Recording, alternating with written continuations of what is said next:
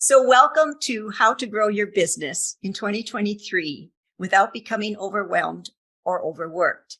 And for those of you who don't know me, I'm Judy Whalen. I am the founder and CEO of the Center for Strategic Change. And my team and I specialize in strategy. So what we do is we facilitate strategic thinking sessions. We design and facilitate strategic planning projects. We help clients conduct their market research, or we will do it for them. And then we stay with them throughout the whole process of implementing their strategic plan. Hello, Brian and Tara. And what we also do is executive coaching. So that's just a little bit about me and my company. And on that note, I'm going to jump into the PowerPoint, if I can get it back up. And we're going to share my screen. And I hope you see what I'm seeing. Here we are.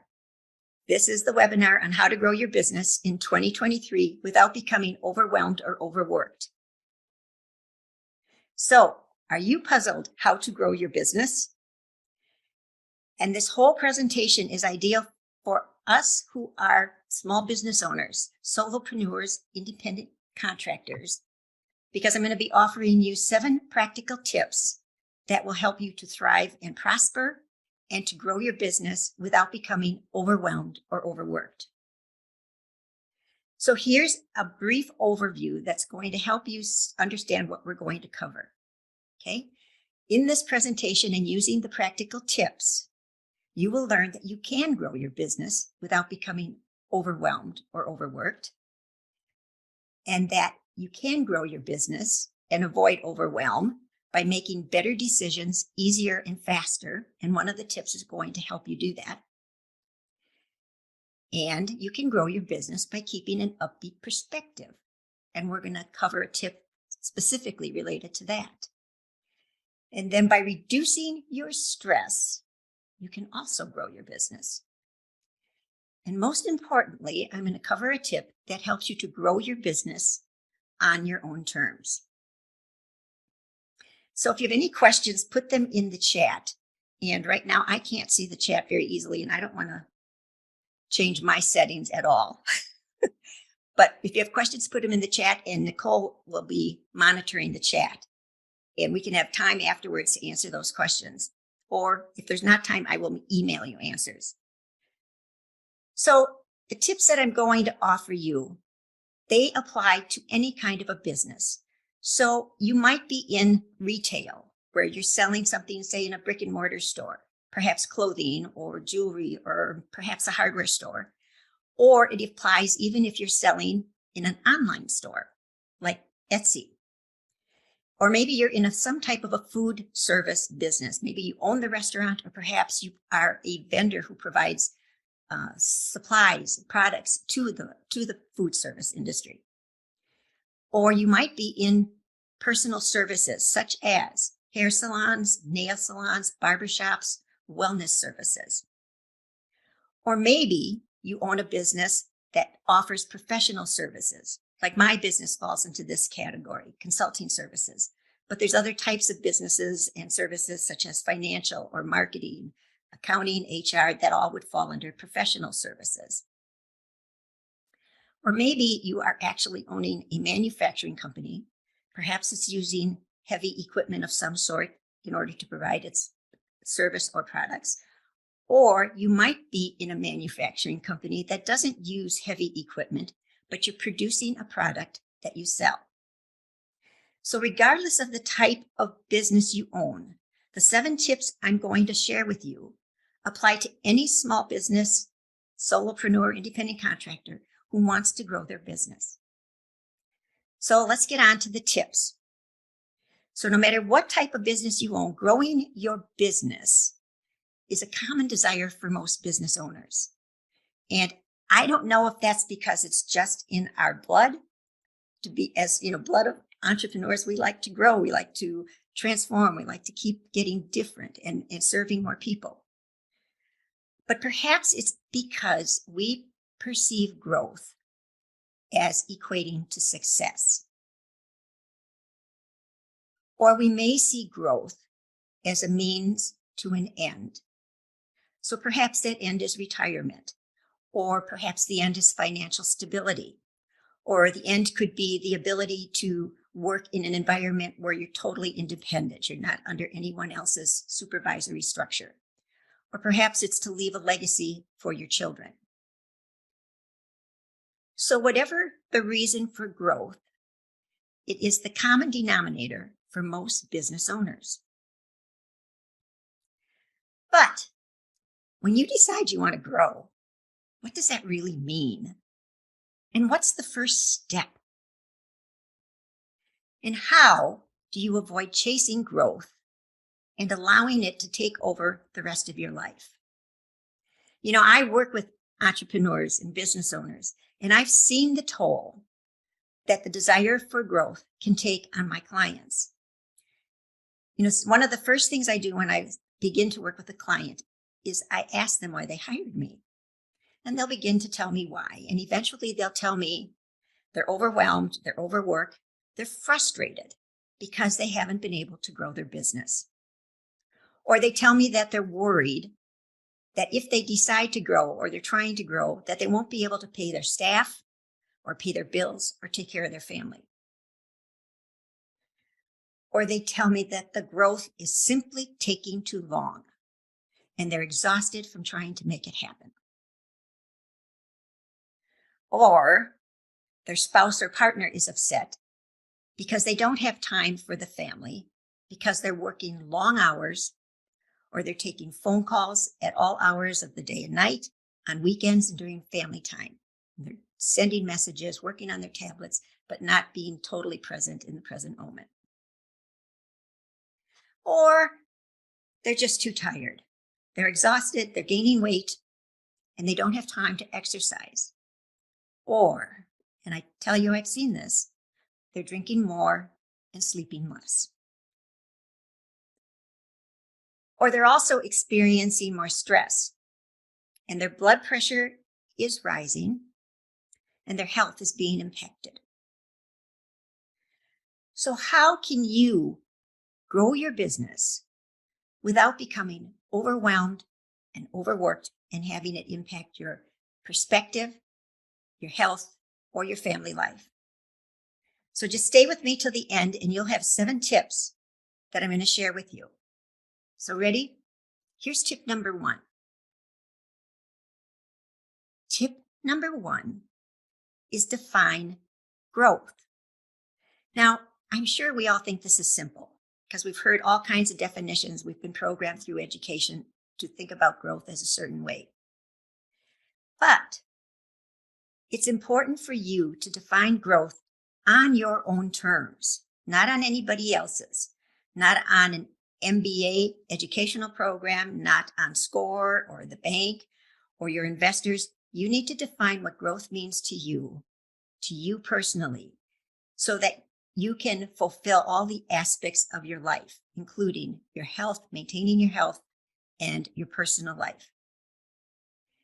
And so there's many ways that you can grow your business.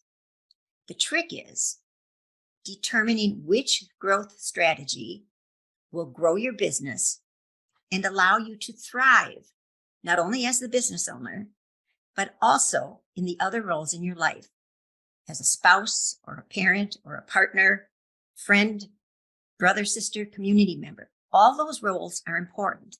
And that's why over the years, as I've worked with business owners, I've urged them to look at their business and their life holistically, that they're all part of the same pot. They're not separated into individual silos. So we often think of growth as increasing profit, making more sales, generating more revenue, adding more employees, or expanding new products and services. That's how we quickly think about it. But I want you to spend time thinking about, what does this really mean to you? But we need to think about growth, not only as expanding or growing revenue, but what that impact has on our life. So my goal for defining your business is that you can grow and thrive, not either or. Grow and thrive so that your life and your business is in a holistic, one thought process. So here's a few examples of how you could define growth. And I know there's other examples, but I just want to use these to throw these out to get you thinking. So you could define growth as expanding into new geographic regions. Now you can accomplish this in a whole variety of ways by using remote offices or contracting virtual assistants, or by adding new employees in their remote office or home, or in the pre-COVID way, actually adding employees in a brick and mortar facility. So that's one way to define growth. Now, another way that you could choose to define growth is developing new marketable ideas and of products and services. It's real easy for entrepreneurs to think about new things. But when you think about adding a new product or service, you also need to think about, how does this fit with my existing inventory of products and services? Does adding something new mean that you're going to keep all your existing products and services? Or do you decide to retire those services or products that are not generating substantial revenue? And what is substantial revenue to you? How do you define that? Or is there value in keeping some low performing product or service that may be intrinsic to the value of your business, simply beyond revenue?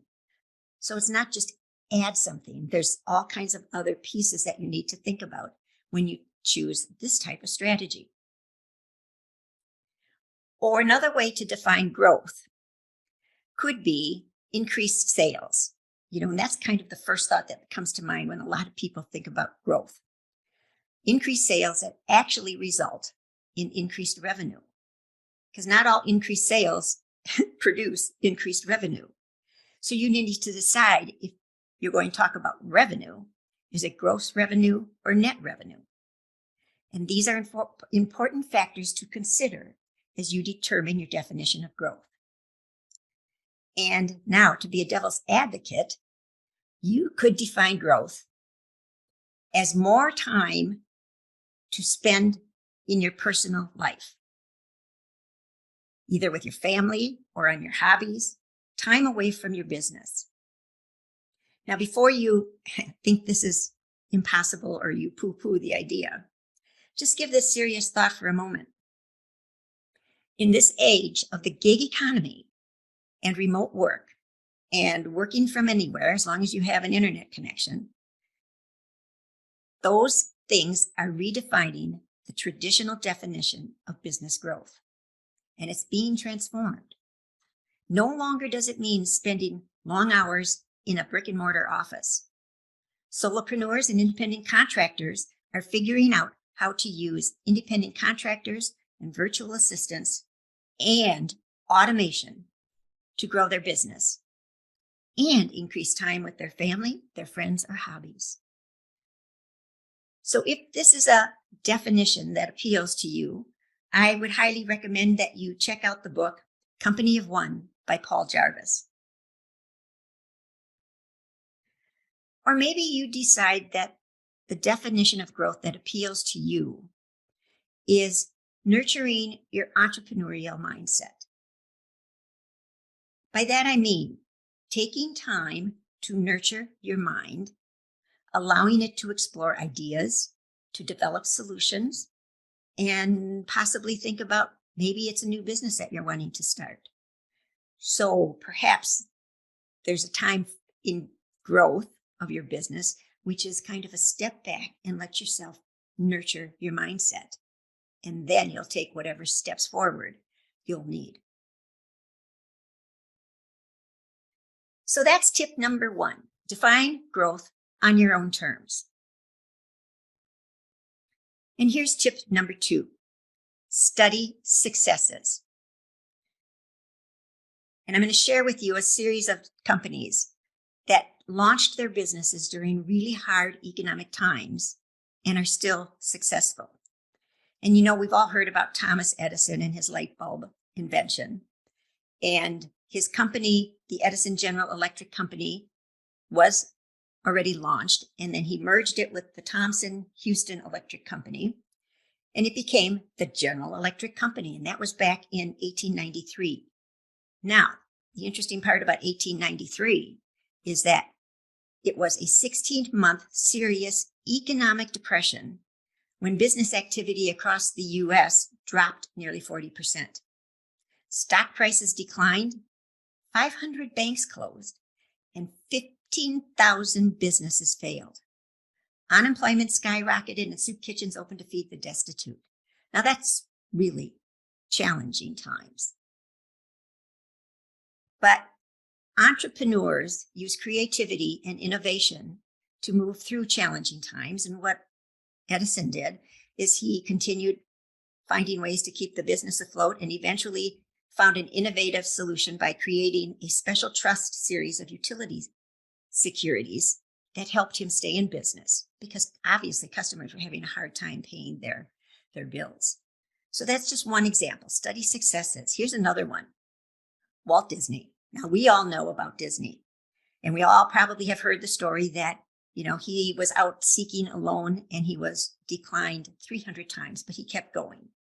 Now, the other piece that's so interesting is that he actually lost the first piece, the first animated character that he created, and it was the result of not paying attention to the intellectual property contract. He had a distributor distributing the character, and the character was, let me just think for a moment. Oh, it was Oswald the Lucky Rabbit. And in the end, he actually lost ownership to that animation and that character to the distributor. Now, the lesson in this for all of us is let's pay real close attention to our intellectual property agreements. However, that didn't deter Walt. Yes, it was a dip, but he went on after that and he created another character that we all now know as Mickey Mouse. So again, creativity, innovation, and he had all kinds of challenges during World War II that he had to overcome. And here's a list of 4 other businesses that all started during challenging times and have found creative ways to be successful and to grow. And here's 4 more that we all know. Same thing. When you're wanting to grow your business in challenging times, it requires your creativity and your innovation and your persistent effort. So study successes because they're really inspiring. So that's tip number 2. And here's tip number 3. And this is the tip that helps you make better decisions easier and faster. So tip number 3 is all about values and getting clear on what are the core values that guide your decisions is crucial, because values impact behavior. So there's like this domino effect. You need to get very clear on what are the core values that you embrace for yourself personally, and then that you embrace for your business. And that helps you to make better decisions easier and faster, and it helps you build the culture for your company. So tip number 3. Here's tip number 4. Know your marketplace. Now, I know you've all heard this any number of times as you've gone through educational programs or got to the point where you launched your business. It's important to know your marketplace, especially the external environment. So there's all kinds of factors that impact your business from the external environment. And these are just a few. Depending upon what industry you're in, there may be other ones. But it's important to understand what's happening in the external environment, what trends are coming down the pike, or what new regulations are being put into place that could impact your business. And there's ways to find out this information, either through professional organizations that you belong to, or, the library. I'm going to grab a drink here. There's all kinds of ways to gather that information, and that's called your market research. You address your external environment, get information there, and then you focus on what's happening in your internal environment. What conditions, things are you observing in your internal environment that impact your teams, your remote locations? It's really difficult right now for businesses that are only working remotely to really develop that culture, that camaraderie that we used to have when everybody was in the same space. So that's a unique factor right now that may need to be addressed in your business. And the reason it's so important to understand the internal environment is because that becomes the culture of your company. That is the culture of your company. And you as the business owner may have an idea of, I want my culture to be this. But in reality, it may be something totally different, especially if you're not paying attention to the internal environment. So now here's a tip that you can do just simply on a piece of paper. One way to assess your internal and external environment is to do a very simple SWOT analysis. That's just strengths, weaknesses, opportunities, and threats. So strengths are typically internal, weaknesses are typically internal. Opportunities and threats are typically external. And I say typically because every once in a while there'll be something internal that could be considered a threat. Just take a piece of paper and do the grid and just list out what you see as your strengths and your weaknesses, the opportunities and threats. And that'll give you a real quick picture of a quick analysis of the internal and external factors. And I think this picture just represents how businesses can adjust. During the pandemic, businesses figured out how they could provide curbside service. People could just drive up, pick up their products or their services, their meals, without having to have any kind of personal interaction. Not necessarily a long-term way of doing your business because you want to have some type of personal interaction, but it demonstrates how businesses can adjust. So that's tip number 4, is know your marketplace. Now, tip number 5, self-care. And quite frankly, this is a tip you don't often hear in MBA type programs. Taking care of yourself is critical because you're the business owner. Without you, how will your business succeed? So there's times in our businesses when we feel like the sprint runner. It might be the time when you're launching a new product or a new service, or you're bringing in a new client and you're trying to fit them into an already full workload that you've got. Or you might even be thinking about moving facilities. There's all different examples of when you really are what I'm going to call in a crunch and you're sprinting. But overall, sprinting is not the long-term type of activity in our business. In our business, we need to be like the distance runner and prepare ourselves for the distance. You need to be able to make your health a priority so that you can sustain your energy, your focus, and your positive attitude. And all of these impact how you attract and interact with customers, your employees, your vendors, and your bankers. So just think of yourself as competing in a triathlon. Okay, now to compete in a triathlon, you'd have to be in top-notch shape to perform in those areas. And a triathlon is typically 3 events. However, in business, there's more than 3 important areas that you need to be able to excel in or hire someone to perform that function. You've got finance, you've got customer service, you've got marketing, you've got sales, HR, you've got the overall management of the organization and more. So you need to think about yourself as that long distance athlete. And some of the tasks that you complete, you'll be able to do quickly and easily, while others are more challenging and exhausting. And perhaps it's things like dealing with the bank or getting all your paperwork ready for tax preparation. Or maybe it's retraining employees or dealing with a conflict with an employee or even a customer. Those things are a little bit harder. And you need to be preparing yourself to have the endurance to handle those things. So regardless of short-term or long-term, the important factor is to proactively take care of yourself so that you can finish the endurance race strong, because that's what you're in. The business is the endurance race, and you need to finish strong. So to be successful in business is not only having the business acumen, it's having the persistence, the good health, and the positive perspective that carries you through the long term.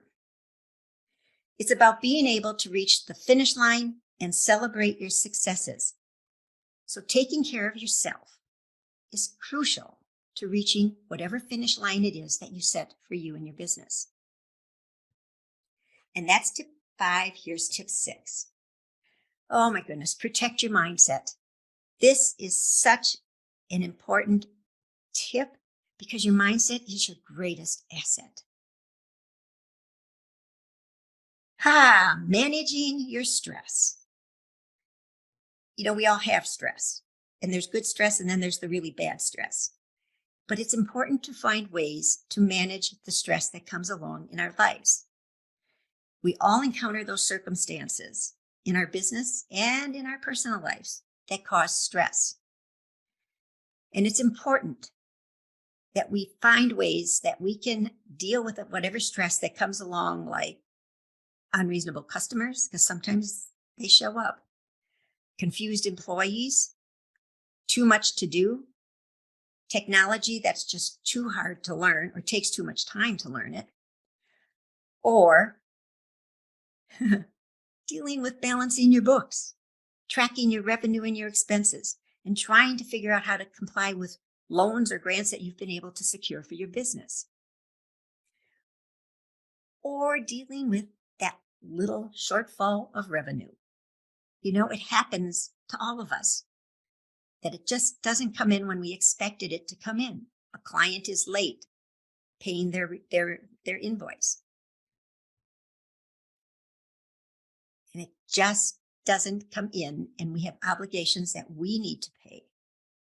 So ignoring self-care is a pathway to burnout, to resentment, to broken relationships, to pain, illness, and hardship. Please make taking care of yourself the highest priority so that you'll be in the best shape to take care of your business, to take care of your employees, your customers, and your family. So that's tip number 6. And tip number 7 is develop your strategy. What's going to be your strategy? You need a strategy.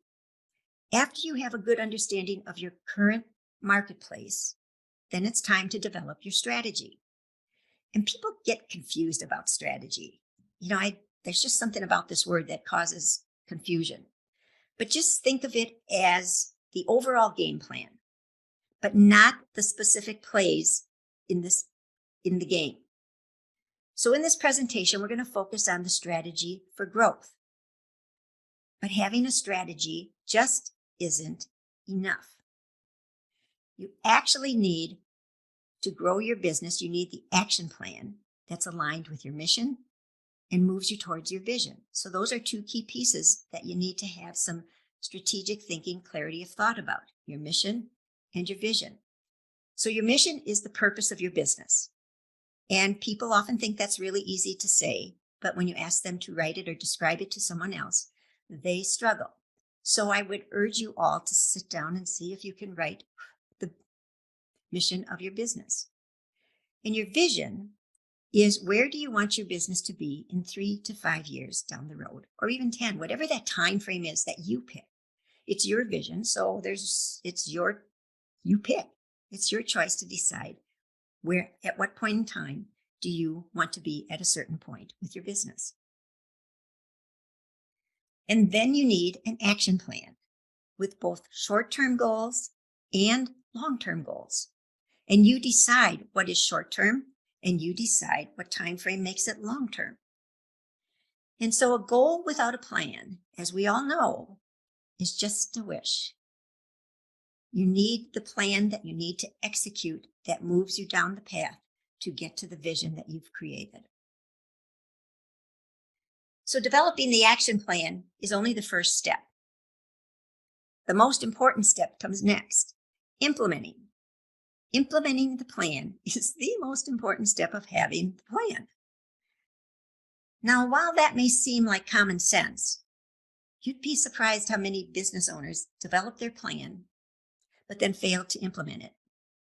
And there's a variety of reasons. Perhaps they got all kinds of orders in and they just couldn't focus on what they had intended. Now, that's a lovely outcome to have, all kinds of orders. But there's all kinds of other reasons why they set the plan aside and they lose their focus. And losing your focus typically will cost you time and money and confusion if you have staff.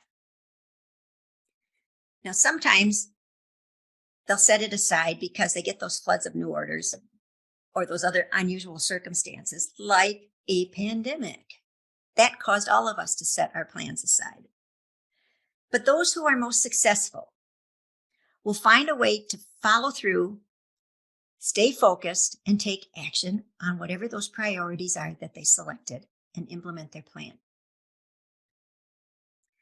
So, successful business owners not only develop the plan, they implement, they measure, and they adjust. It's okay to adjust.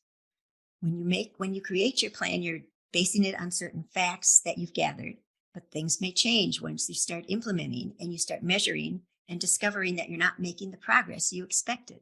So then you adjust. I just want you to understand that writing the plan does not mean it's cast in concrete.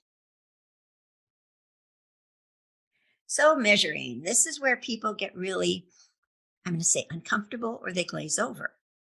Growth involves measuring. When we were young children, sometimes our parents would mark, how much height we gained at each birthday on a wall, or you measured, the height of your children, whatever. But growth involves measuring. But measuring what? That's key. You decide when you're creating your action plan what you're going to measure. And typically, I encourage my clients, you're not just measuring what's in the financial reports. There's other ways to measure your progress. So part of implementing and measuring is adjusting. And if you're not making the progress you expected, adjust. And here's a word that we have all heard many, many times, especially during the pandemic. While pivot is a really good action term, I much prefer the word adjust. And I'm going to explain that in a minute here. Pivot is defined by making a quick, abrupt, hurried, or hasty turn, possibly down a completely new, different path. Big words which require a lot of thought before you take the action. Quick, abrupt, hurried, hasty turn. Where adjust actually means to refine or fine-tune your plan. And while there are times when it may be important to take that quick, abrupt turn, more often than not, refining and adjusting your plan is the result of your measurement and analysis or new market research and will produce you better results. So I encourage you to adjust, not necessarily pivot. So here's the key summary of the key insights in each of the steps. We're going to just breeze through these quickly.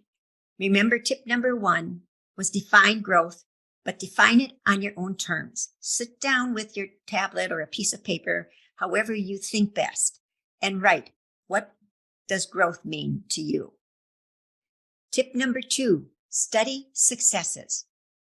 Find companies that interest you and find out how they became successful. Tip number 3, align with your core values. Spend some time thinking about those values that guide you as a person. And then what values do you bring to your business? And articulate those. Write them down so that you can clearly share them with your staff or with your virtual team or your customers.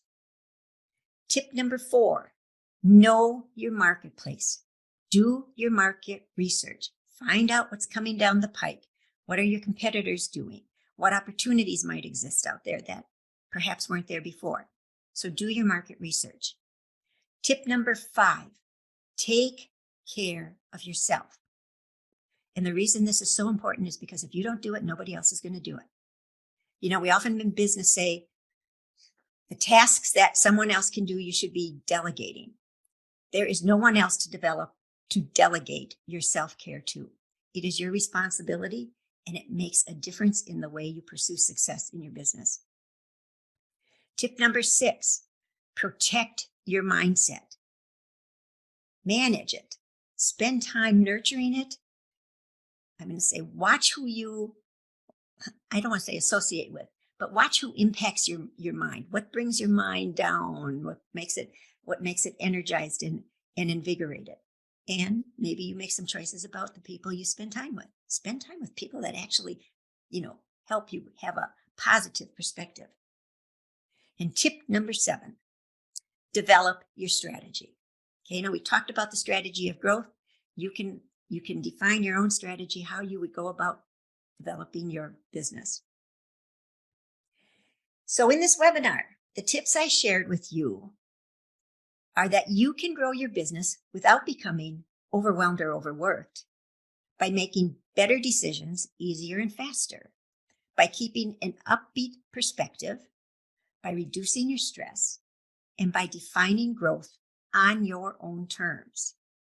That's so critical, and getting really clear on your core values makes such a difference about those decisions that you make. So there's one big secret to this whole thing. Yes, I had 7 tips, but the big secret is that those 7 tips help you get clarity. Clarity is crucial. And so I'm going to share this with you, is that my coach reminds me when I sometimes get muddled and I can't see the forest through the trees, because, we all do that. We often think that you're the only one, that everybody else has this figured out. Well, that's not true. Everybody goes through things. We all get muddled.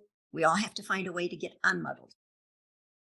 So the lack of clarity is the root of all failure, because you don't know exactly where you're going, what you're doing, what you should be pursuing. So clarity is the secret. But how do you gain clarity? Clarity about your core values, or about your business mission or your vision? Or how do you get clarity about your action plan? If you're wondering how that happens, or if you already realize that you need some guidance, I'm going to share a special offer with you. I've put together a special offer that can help you get the clarity you need to grow your business without jeopardizing your positive perspective. It can help you maintain your health and have time for your family, even when you're busy and even in challenging times. So I'm going to share with you the special offer, and it relates to my online business course called Accelerate Your Business Growth Using Strategic Planning, a simple 7-step process. And here's the thing. I'm sharing this because business owners should be using strategic planning, whether I'm the one sharing this with you or someone else. Strategic planning is a process that can help you grow your business, get the clarity you need, and reduce your stress. So again, the secret is clarity, and the strategic planning process helps you achieve the clarity you need. So the special offer is, typically this course is offered just online, and it's a done for you. They just go through it by themselves without me involved. However, I decided that small business owners right now need so much help, because they're still reeling from the impact of the pandemic. They're getting their feet back under them, and they're getting to a point where maybe they're ready to grow. So I wanted to provide more interaction with me, and that's what the special offer includes, is that the course is a 6-week online course, and it will meet 1 hour each week live, being facilitated by me. I'll walk you through the process, walk you through exactly how I use this with my clients. You'll have a whole series of think sheets that help you get that clarity that you need for all the different pieces of your business. And then you would have access to the recordings. And in between each weekly session, there is an opportunity for you to join the group coaching. If you have questions, if you need more explanation, we'll have a group coaching session between each weekly class. And then I also decided, because of what I see with entrepreneurs and things that are going on right now, I also decided to offer office hours for individual coaching. So you could sign up for a 30-minute session with me and just get individual executive coaching about your business. And then here's the real benefit for you, besides all of this, is that you'll have lifetime access to this course as long as this course is being offered.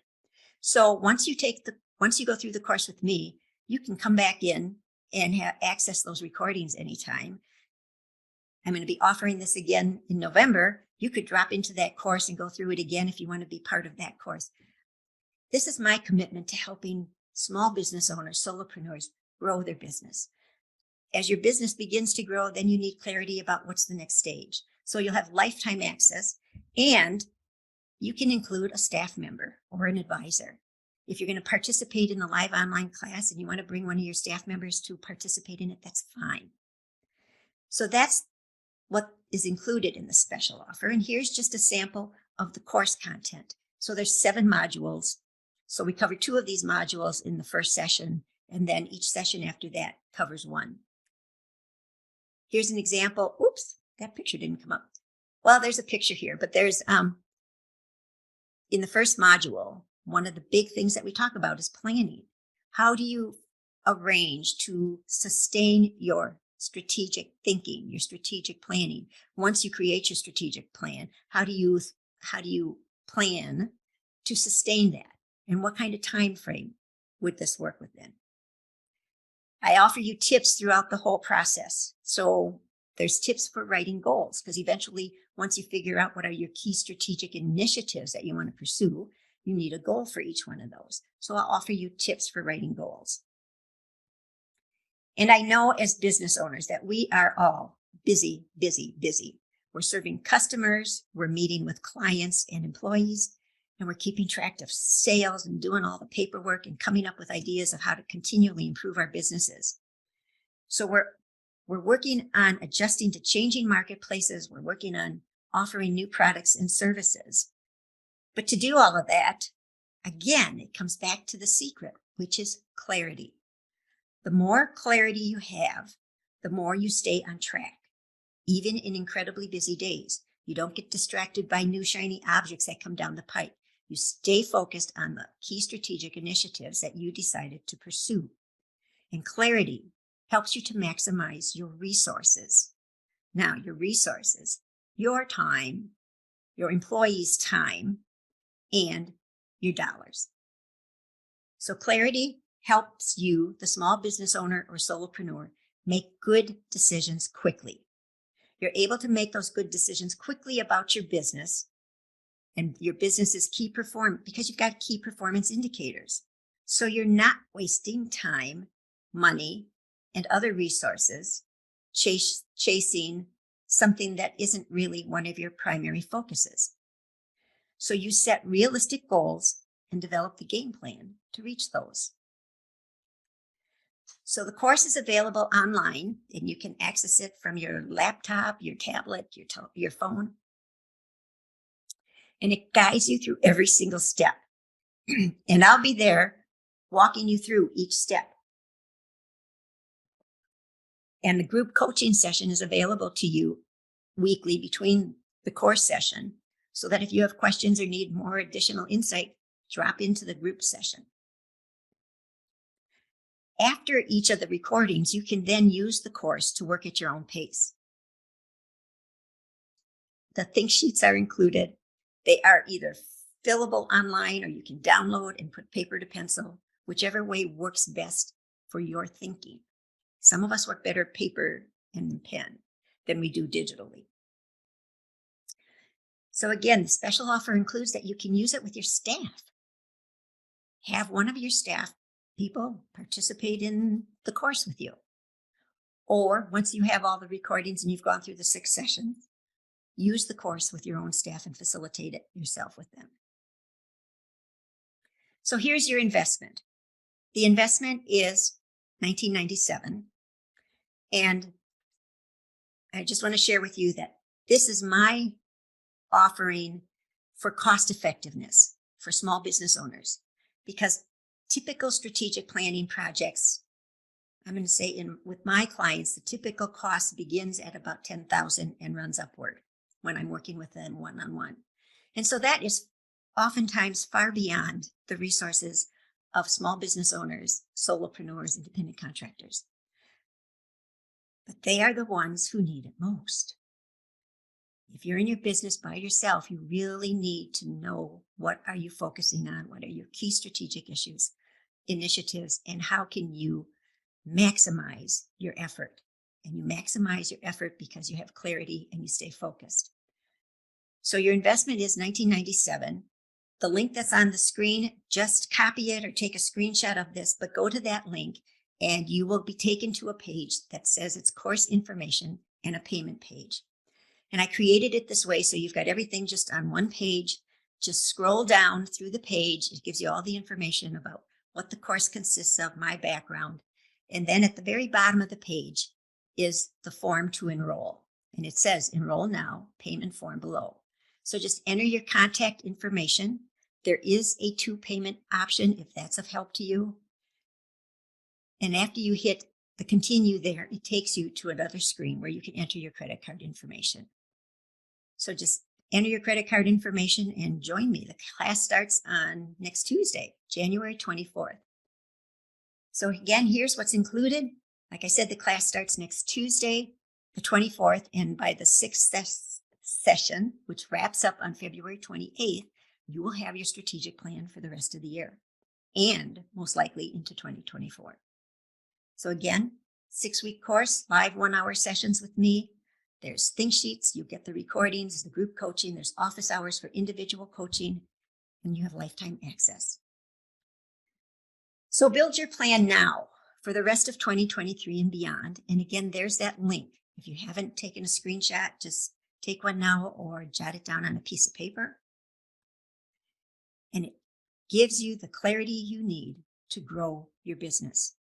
That's the reason why I'm offering this to small business owners, because we really, really are impacted still by the pandemic and we need the clarity. So if you sign up today, I will send you these 3 extra bonuses. The Strengthen the Harmony course is an online course that you can walk through at your own pace. I'll also send you the ebook, Crush Negative Thoughts to Boost Your Bottom Line, because of course we all need to manage our perspective and our mindset. And then Develop a Positive Mindset in 5 minutes a day. That's an ebook that I will be happy to send to you. So sign up today to get those bonuses. If you have questions, if this is of interest to you and you just can't figure it out right now, schedule a 30-minute call with me. Maybe it won't take us 30 minutes, but schedule a call with me. And you can do that at my scheduling link, which is calendly.com/strategic change. So just copy that one down. Just schedule a call and we'll figure out how you can make this happen for your business. So make 2023 the best year for you and your business. There's the link. And develop the clarity you need. That is the outcome of this whole strategic planning process. It has happened with every single client I have ever served, as they comment about how important the clarity has been and how it's been such a huge benefit to their business. So I want to leave you with an inspiring thought, because this has been a lot of information to absorb. But if something is important enough to you, even if the odds are against you, you should still do it. And if it's important enough, you will find a way. And of course, that's from Elon Musk, who's been in the news a lot lately. And then on the last note, before we wrap up, I want to just share this thought with you. Where there is no vision, the people perish. And this quote is so meaningful to me because I serve so many business owners and individuals whose products and services benefit people. And if they don't have a vision for their business and they're not moving towards that vision, that impacts the people they serve. And if you have a vision for your business and you serve people and you're not moving towards that vision, that's going to impact the people that you serve. So where there is no vision, the people perish. And on that note,